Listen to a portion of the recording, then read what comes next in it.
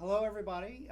This is Drew Patterson with Zinc Food Service. We're in our Columbus Culinary Center and Design Center. We are in the new podcast studio for the first time, and we're lucky to have Megan Grippa with us, who is the Food Service Director at Lebanon City Schools.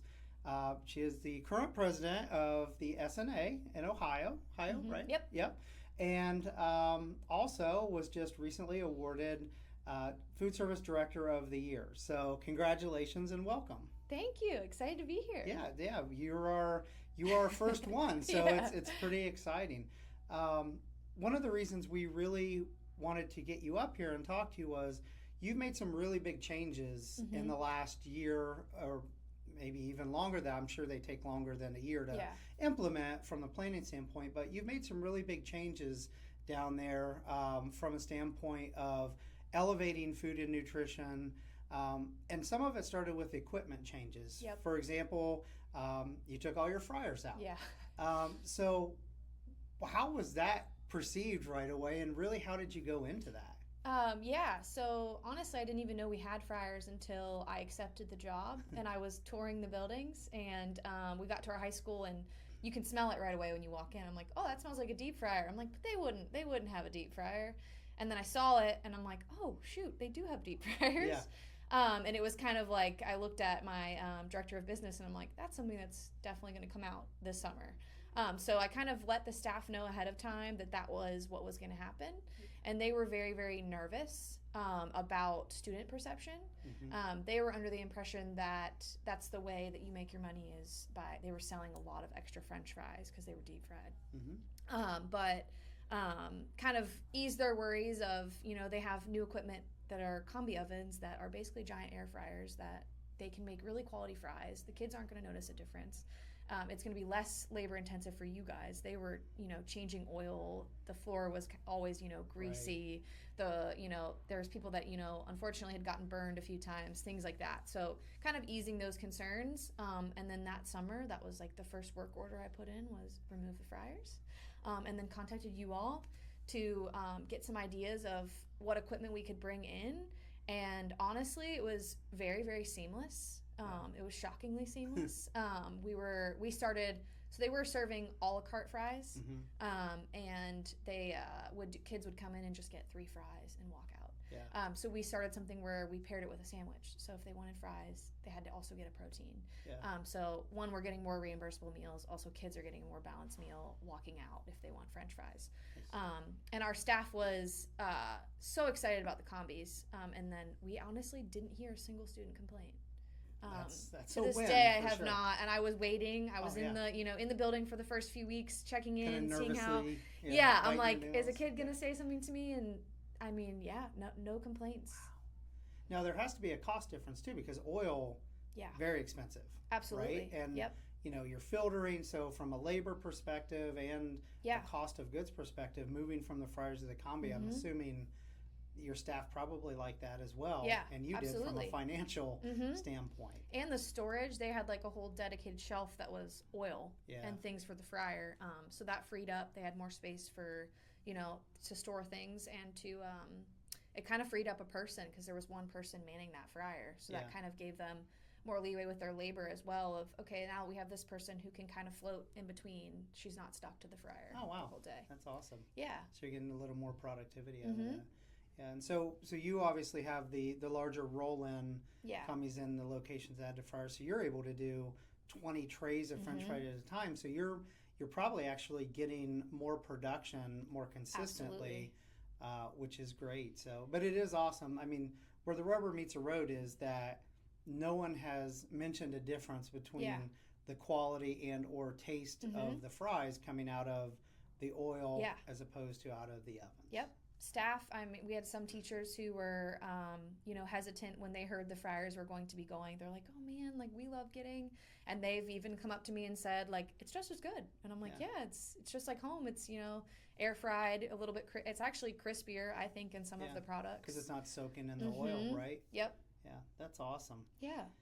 So, did it change really? Obviously, you mentioned you now have a floater in there. Did it really do much to the workflow of the kitchen space when you kind of did that? And Yeah. How did that work? So it definitely did. We kind of the kitchen that we're speaking of is our high school kitchen. It's kind of outdated in the way it is set up. It's more set up for them to serve to the students, where we want the students to serve themselves. Okay. So a big issue was the fryers were there. We had one fryer on the one side that was no longer working, so that was just dead space. And that was kind of like where there's this beautiful space that is not being used. So how do we remove the fryer and make it usable? Right. So something we did was purchase a pizza oven so that they can do the scratch-made pizzas each day. So that definitely changed the workflow of that entire section became kind of like a little pizza shop. Yeah. We keep some, their cold boxes have their sauce and their cheese and things like that, and that's kind of like Pizza Central. Yeah. And then kind of food courty. Yes, right? absolutely. Yeah. And it's kind of, we had the signage that was there kind of worked for us because there was a sign that said pizza. So, and it was on the wrong side, so we had maintenance move it. So it's like, okay, Easy here's fix, where you right? find Yeah. here's where you find your pizza. And then the other side, same thing of just not being just French fries, but how do we make this functional to do wrap sandwiches and fries and make this like our hot sandwich of the day section. Yeah. So yeah, it definitely did, and it kind of came to life of, they walk in and it is like a food court. It's not just there's one option in the middle. Here's your option for the day. Yeah. Kind of, okay, I come around and come in, look and see what sandwiches served and what specialty pizzas are being served, and you have a choice. One of the things I think gets overlooked in school food service, because school food service has to feed in what I consider a mathematically insurmountable amount of time. You have to feed all these kids in like 15-minute increments, and everybody has to get in and through and out. Yes. So I think the one thing that gets left behind a lot of times is the visual appeal, because 100%. of, when you go to a restaurant or when you look at, everybody says, oh, you eat with your eyes. But I don't think that always gets looked at with school food service, because it's really about just moving the masses, right? So it sounds like you've created kind of this, in food court style, where they're seeing this bright, vibrant, now that you can see your pizza being cooked instead of just going to get a cardboard box that's closed. Or I'm assuming in your sandwich station they can see the lettuce and the tomato, and they can see some of these fresh ingredients. So has that been a big factor in kind of the decision of how you're designing this? Absolutely. Before I came into the district, they were kind of operating in still of a COVID kind of standpoint. It was just as much packaged as possible, get them in as quickly as possible, kind of definitely not presentation focused at all. So what we wanted to do was kind of elevate it. Especially high schoolers are so used to finer dining than when I was in high school. They want the presentation to be there. They could DoorDash something, or so you're competing with the outside world of what they're seeing on the outside. Which is crazy to think, right? Yeah. So one of the first things we did was also purchase a salad bar, because there just isn't a lot of space in the setup to offer a lot of fresh fruits and vegetables. Yeah. And that was something that we really wanted to bring to them, and to show, okay, like you have this wide array of fresh fruit, fresh vegetables. You can make a salad. Yes, we have pre-made chef salads that we make in the morning, but also if you want to customize your salad, you can customize your salad. Yeah. So that's really pretty. And a lot of feedback we heard from kids on that first day when the salad bar was there was like, I heard one girl, she's like, oh, wow, everything's really done up this year. And she's like, everything looks so pretty. And it's really cool, like when you work the register, to watch them build their salads, because it is, they're putting olives and things on their salads and building specialized things. So yeah, that was definitely. And then also my big thing is the rainbow. So like we tell them, be mindful of texture, color, hot versus cold. You're offering at least 2 hot, at least 2 cold each day, so that there is varying, and try to make sure it's different color. If not everything's brown, not everything's green. Well, during COVID, salad bars became like a bad word, right? And so many people took them out and got rid of them, which obviously posed a challenge for a lot of school districts, because then you needed more grab-and-go space, and there was a lot more labor in that. So was it difficult to work with your district leadership to actually get this brought back? Actually, no. So one of the biggest challenges we faced in that kitchen was the complaint was we only had about 300 to 400 kids participating in a school of 1,500. The big issue was timing. They were taking forever to get in and out because everything was being served to them. Okay. So when I presented it to my business director and then also the principal of the school, kind of going from a standpoint, this is going to make things quicker and give kids more of a choice. It's going to be more of a college food court style where they come in, they grab what they want to get, they serve themselves fruits and vegetables, and they're not standing there in a line waiting for someone to put something on their plate. Gotcha. I was very fortunate and very lucky that they were ready for change. They were absolutely like, we want more kids to eat. We want this to be a better dining experience. So they were bought into my vision, which was very helpful. And that's kind of the definition of student choice in your district is that you're not serving. They're really making some of their own decisions, but you're guiding them through smarter decisions. Yes, absolutely. Right? That's awesome. Now, what would you say? COVID years don't really count. I mean, I don't want to say they don't count because they happened, right? Yeah. But kind of pre-change to today, what kind of participation increase do you think you've seen? And obviously, ballpark. I'm not going to put you on the spot, but so I actually did a report for our board at the end of last year. Overall, it was about a 10% increase across the district. Wow. But we served almost 30,000 more meals just at our high school last year. It's a big number. Yeah. So that was our main focus last year. Last year was our first full year in the district. Was the high school because participation was so low. Yeah. And we just saw such an opportunity to not only, increase participation, but just kind of revive the view of what the cafeteria was and the options that they had available to them. That was really, really exciting because seeing that amount of growth in meal sales was really, really cool at the high school. But then across the district, we only had one building that didn't have an increase in participation.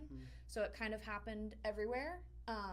And another thing we did was we switched to offer versus serve immediately when I came into the district. So there was some nerves from teachers and administration about that, especially at our younger grades with K through 2, things like that. But after doing it, they're like, this is amazing, and the kids are like progressing, and they're actually eating what they're putting on their trays. They're not just being served refried beans or something that they didn't want, and they're throwing it away. Yeah. So you're eliminating waste too, which is great. Now, do you do breakfast at other schools? Yes. Yeah. Yep. Have you seen participation grow in that? Absolutely. As well? Yes, definitely. We mostly at our junior high and high school, we got a grant for smoothies from the American Dairy Association. So every Friday is like Smoothie Friday at our high school, and then at junior high as well now. And they love those, and we also have some like teacher participation. We did a really cool program where we went into the junior high classroom and kind of brought smoothie samples, and we're like, would you drink this? Would you eat this for breakfast? And they're like, this is amazing. So that program has been really cool. And then just district-wide, some incremental breakfast increases, which has been really nice. Yeah. That's awesome. Yeah.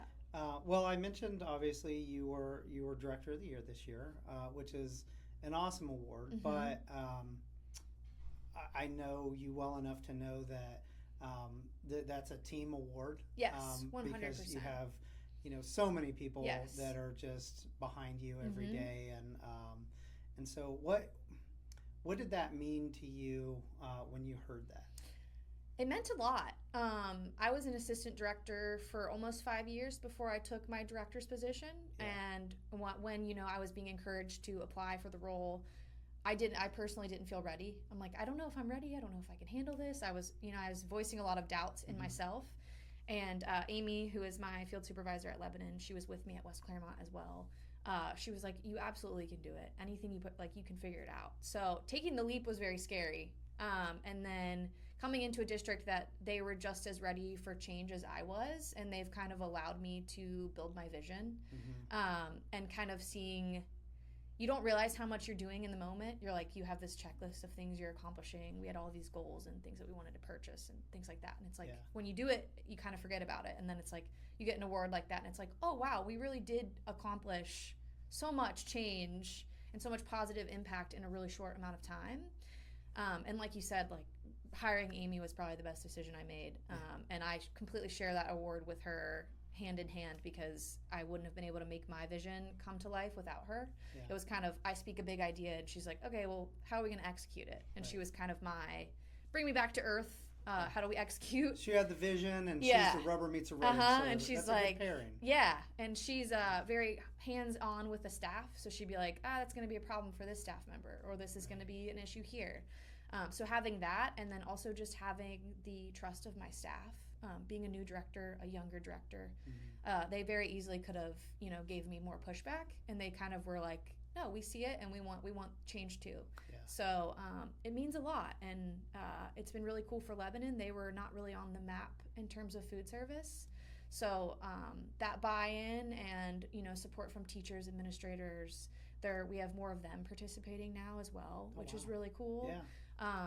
They're like, wow, like I don't know how the program was spoke of previously, but the positive word is also getting to our students, which is.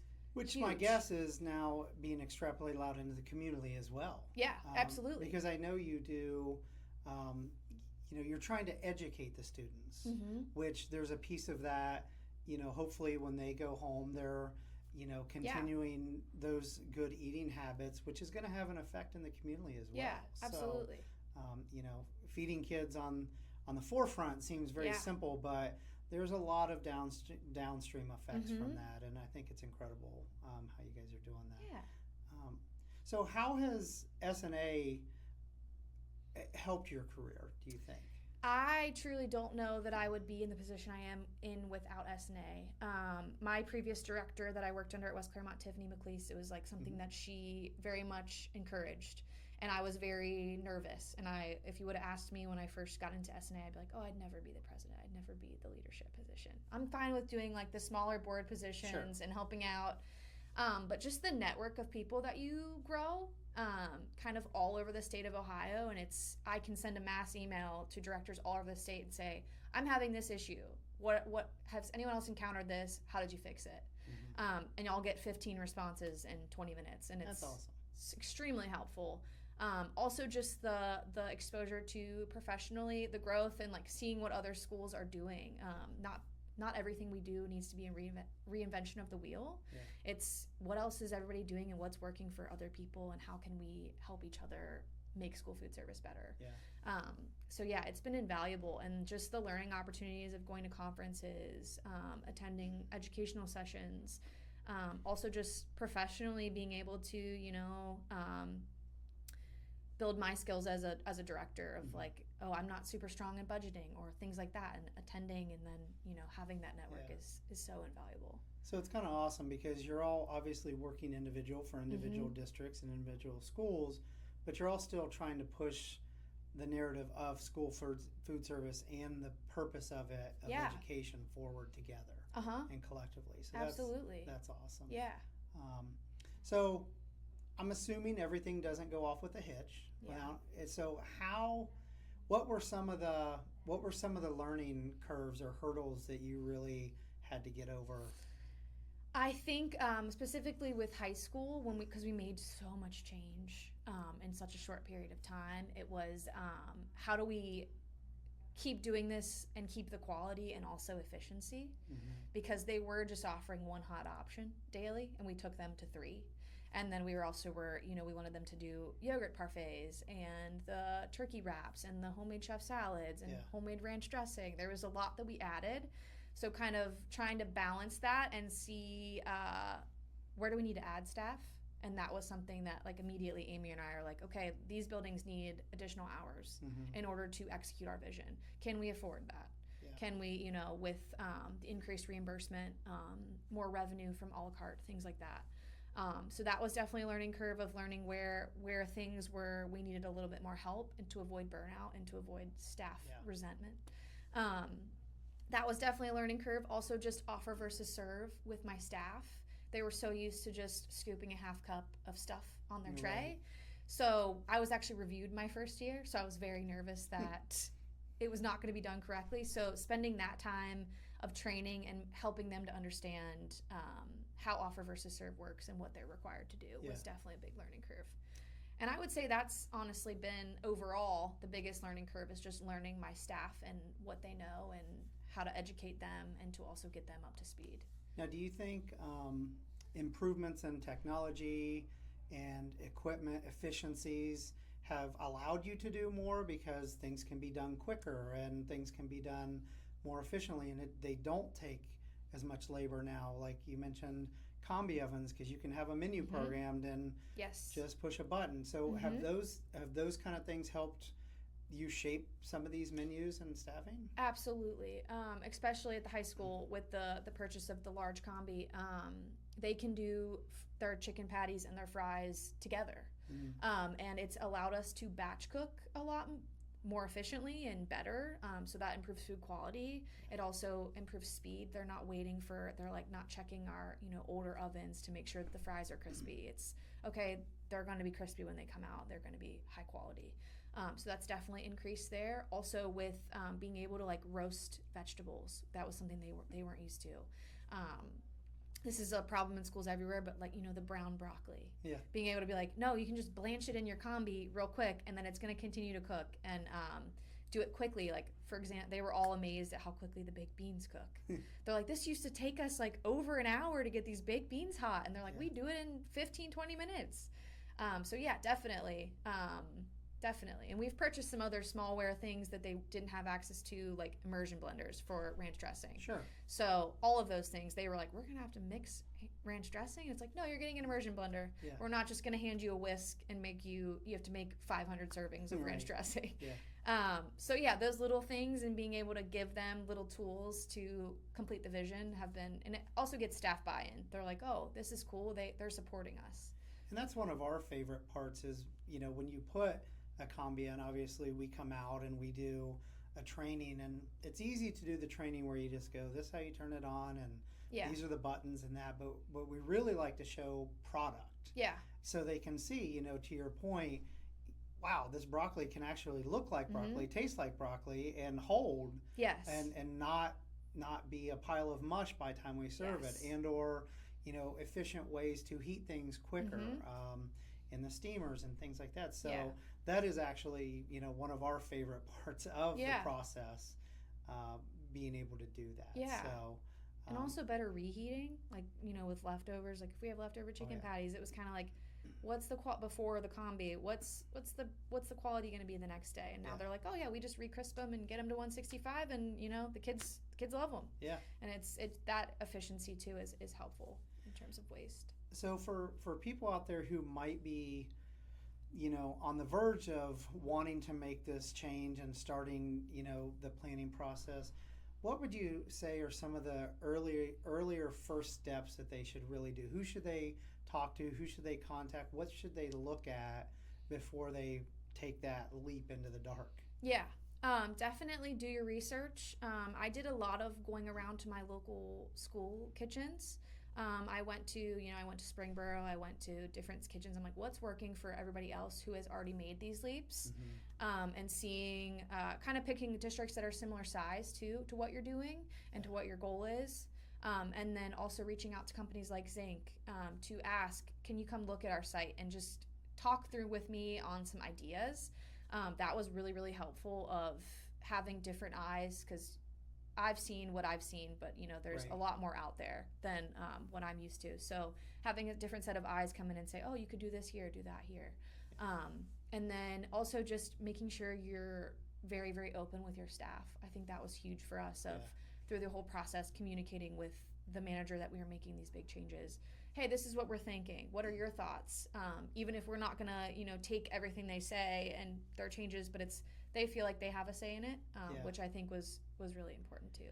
Yeah, and you mentioned it a couple times where you actually did samples.